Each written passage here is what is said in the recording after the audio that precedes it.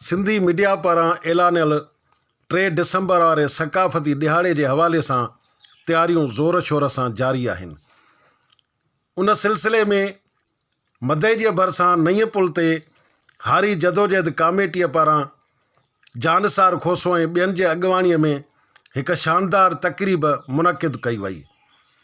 उन मौके ते इबरत न्यूज़ सां ॻाल्हाईंदे तकरीब में मौजूद माण्हुनि चयो त मुनक़िद कयो आहे सर कहिड़ी तंज़ीम पारां जेका बि मुनक़िद कयो आहे हिन में छा छा कयो आहे कहिड़े माण्हुनि शिरकत कई आहे। अॼोको ॾियारो हारी जदोजहद कमेटी तरफ़ां जेको आहे सो अॼोकी तकरीब मुनक़िद कई वई, जंहिंमें शाइरनि, सुघड़नि, अदीबनि, सहाफ़िन वॾे अंग में शिरकत कई। अॼोके ॾियारे जी मौक़े ते असां गीतनि ज़रिए, बेतनि ज़रिए, शाइरीअ ज़रिए पंहिंजी सकाफ़त खे भेटा पेश कईसीं ऐं 3 डिसंबर ते असां हीउ ॾिहाड़ो क़ौमी ईद जियां मल्हाईंदासीं। हिन ॾिहाड़े ते प्रोग्रामनि में भरपूर नमूने शिरकत कंदासीं। हिन ॾींहं खे सर तव्हां कीअं पिया ॾिसो, केतिरी ख़ुशी थी आहे, कीअं मल्हाईंदो 3 डिसंबर? असांखे साईं इंतिहाई बहितरीन ख़ुशी थी आहे, ॾाढा ख़ुशि आहियूं असां तव्हांजे साम्हूं। असां अॼु एतिरा गॾु थिया आहियूं इंशाअल्लाह ताला 3 डिसंबर ते सॼो ॻोठ जेके दोस्त आहिनि असां इंशाअल्लाह भरपूर नमूने सां टोपी अजरक पाए पंहिंजे फ़ख्र सां गॾिजी मल्हाईंदासीं। अॻे बि मल्हायो आहे, हाणे बि मल्हाईंदासीं। हीअ असांजो क़ौमी ॾींहुं आहे, हीअ असांजे फ़ख्र जो ॾींहुं आहे। पूरी दुनिया खे ॿुधाईंदासीं त असां सिंधी क़ौम अमन वारी क़ौम आहियूं, असां मोहबत वारी क़ौम आहियूं ऐं अॻिते हली असां तइलीम जे लाइ जेको सभिनी खे मां पैगाम ॾींदुमि त नंढनि वॾनि खे, ॻोठनि वारनि खे, दोस्तनि खे त पंहिंजे बचनि खे तइलीम ॾियारियो। तइलीम सां ई असां अॻिते वधी सघूं था, तइलीम सां ई शऊर ईंदो, तइलीम सां ई सिंध वधंदी। ए देश मूं तोसां कौल करे, ए देश मूं तोसां कौल करे, कुछ पाड़ियो आहे कुछ पाड़ींदुसि, देश के दुश्मन लाइ कुछ बाण ॿारियो आहे कुछ ॿारींदुसि। जेसी सीनो आहे ऐं सीने में दम थे देश ख़ातिर जे सिर बि कलम, साथ हलंदो रहे, लाट ॿरंदी रहे, लाट ॿरंदी रहे। त इल्म जे हवाले सां जेका लाट ॿरंदी उहा बाट ख़तमु करे उहा जेका सिंधी क़ौम खे वाट ॾींदी ऐं उन वाट ते हलंदे असां लतीफ़ जे पैगाम खे, सैयद जे पैगाम खे ऐं सिंध जे अमन ऐं भाईचारे खे गॾिजी खणी हलंदासीं। ऐं असांजो इहो ई नारो हूंदो त अमन हुजे, इतिहाद हुजे, प्यार हुजे, पंहिंजाइप हुजे ऐं सकाफ़त खे ज़िंदह करण जे लाइ। ऐं असांजो जेको आहे अॼु खां वठी पर छा असां जॾहिं खां वठी इहो ऐलान थियो आहे 3 डिसंबर जो जेको आहे ॾियारो मल्हाइण जे हवाले सां सकाफ़ती, त असां भरपूर नमूने सां पंहिंजे तयारियुनि में मशगूल आहियूं।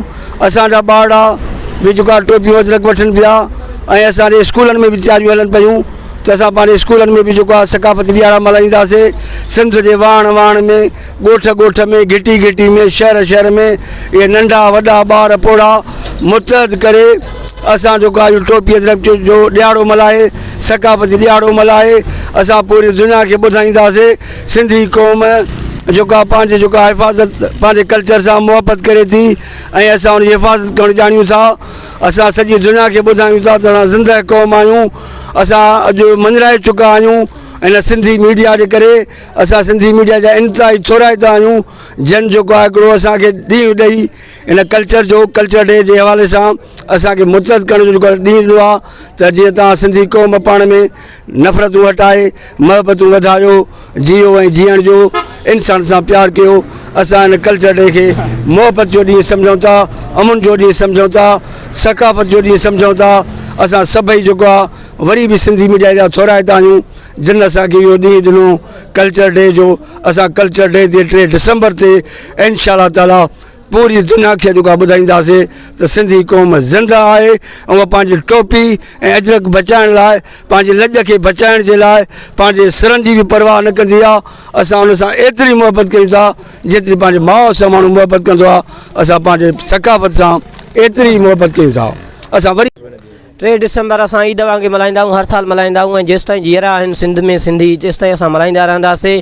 असांजी हे अजरक टोपी जेको शान आहे, असां उनखे पूरी दुनिया में इहो ॾींहुं मल्हाए करे असां ईद वांगुरु इन ॾींहं खे मल्हाईंदा आहियूं। इन जे करे असांजी सिंधी सकाफ़त आहे, सिंध जो टोपी ऐं सिंध जो अजरक जेको आहे असांजो शान आहे, असांजो मान आहे। असां सिंधी जेके सिंधी क़ौम आहियूं उहो सिंध तां क़ुर्बान आहियूं।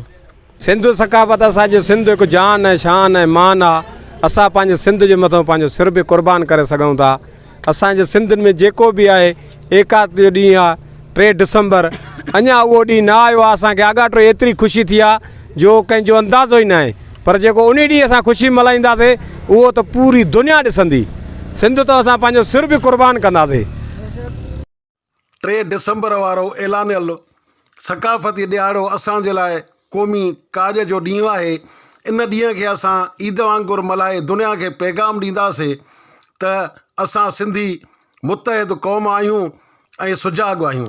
कैमरा टीम सां गॾु आजुज़ भुट्टो, इबरत न्यूज़, मदे जी।